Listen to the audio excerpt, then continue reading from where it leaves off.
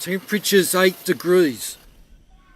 I think time's probably about 8:15 and it's the 4th of November.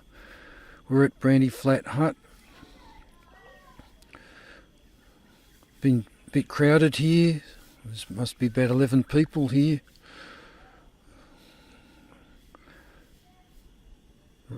I'm trying out the Mont tent fly. I've had it about a year now, I think, but had hardly any use. Never had the opportunity to use it. It's got quite a bit of overhang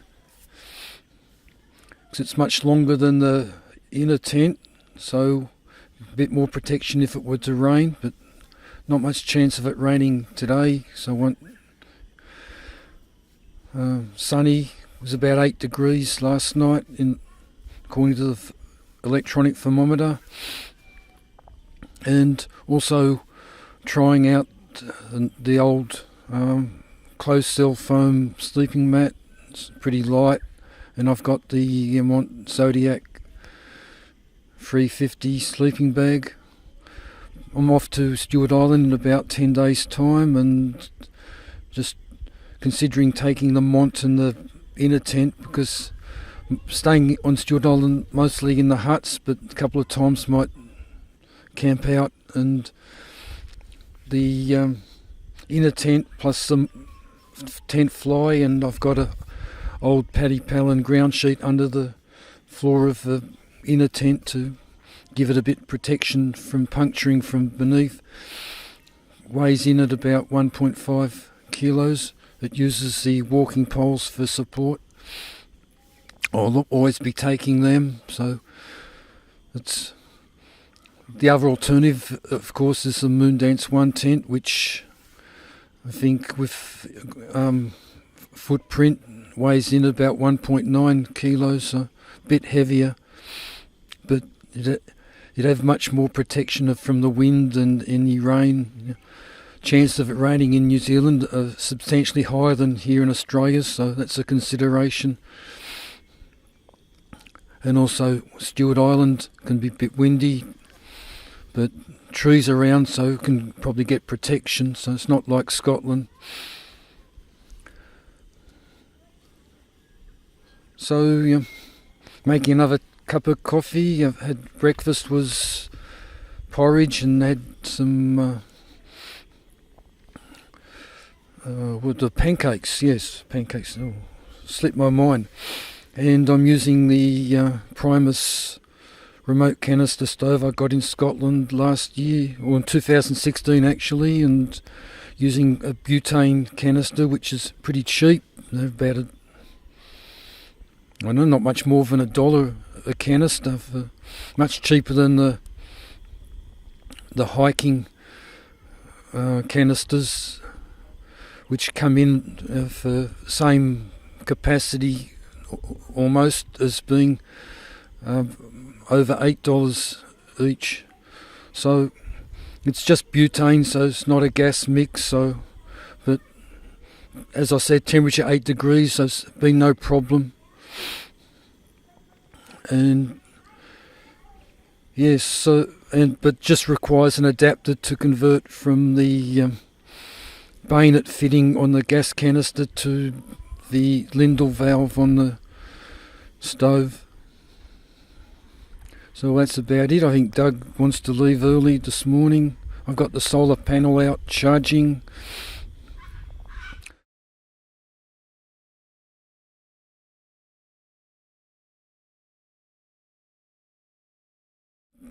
Digitech power bank to charge the phone and the camera last night. This isn't my Cedar Summit Specialist solo tent. It looks a bit like a coffin. It's only a single skin tent. Sometimes the ventilation's quite bad and you've got to put twigs in the side to hold the little ventilation shafts up like this. But In terms of weight, it's around about 680 grams, including the ground sheet. So if you want to go lightweight and if you want to have just a minimalist sort of approach to shelter, this thing's quite good. I don't know what else there is to say about it apart from it's not my go-to tent. It's not a winter tent because sometimes in winter you wake up and the inside of the tent's just frozen solid because of your breath and the condensation and the temperature. But in summer, any tent will do that in winter. Yeah, in summer it's not a bad tent to sleep in as long as you leave this sort of flap open. The flap can be sort of put down halfway as well and just zipped down and pegged out, so it's not as though it has to be fully enclosed in any way. It's a single skin tent, isn't it? Yeah. It's got a built-in vestibule with a floor in it. But yeah, bit tight on the space there. Well, it looks as though it is, but once you get inside it, it's the same size as a normal. Vestibule. Oh, the vestibule, yeah. But you can still stick your pack in there quite easily, but maybe not a full pack. So, what I generally do is I'll put my pack up at my feet level, and that keeps my feet off the inside of the tent. Yeah. It doesn't come with any hanging equipment or anything special inside.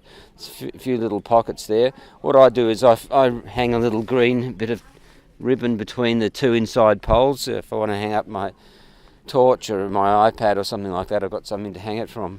Well, the pole's a bit bowed, is it? Yeah, I didn't put it up very well, and I couldn't be bothered taking it down and fixing it. But generally they're straight. Now you can use hiking poles instead of those poles. And you'll notice inside, at the bottom of the pole, there's this black patch, and that's where they've reinforced the bottom of the tent. Now, I still found that the poles from the tent would go through those sometimes, or go through the floor of the tent. That's why I've got little rubber stoppers on the bottom of the poles. But you don't have that problem with hiking poles at all.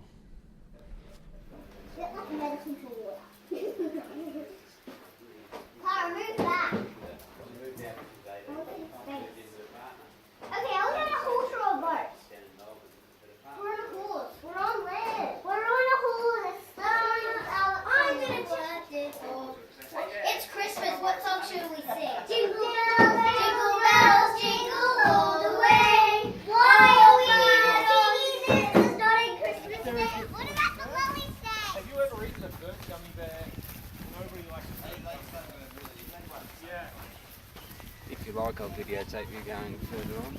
Okay.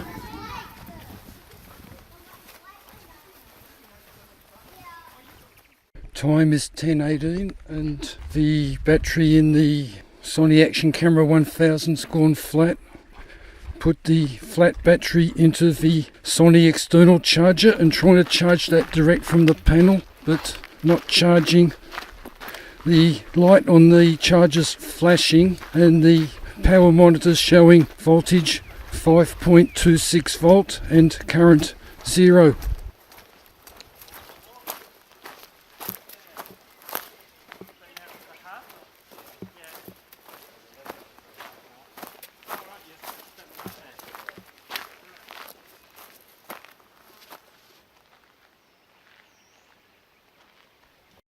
Now I'm back home. I've set up the solar panels at the back porch which faces north. The time is around midday. So the panels I'm testing are the 6.5 watt panel which I took to Bradley's Flat hut, the 13 watt panel and the 3 watt Power Monkey Extreme panel. I knew that somewhere I've been able to use the Sony external charger to charge the action camera battery from one of the solar panels. I drew a blank when I tried it with the 6.5 watt panel when I tried it on the Brandy Flat walk. The results of my testing at home are that the only panel that I've got which charges the battery in the Sony external charger is the 13 watt panel. I should add that it's bright sun, temperatures 25 Celsius and no clouds in the way. Both the 6.5 watt panel and the 3 watt Power Monkey Extreme panel both failed to charge the Sony action camera battery in the external charger. Same symptoms with both. The LED on the charger is blinking and both panels producing in excess of 5.2 volt and current is 0. The 13 watt panel is producing voltage 5.2 volt and the current is 461 milliamps. The LED on the external charger is solidly lit.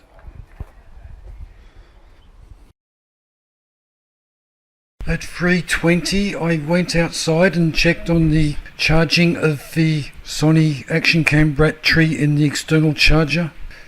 It had stopped charging. The panel voltage was up over 6 volts and the current was 0. 2.78 watt hour of energy had been collected.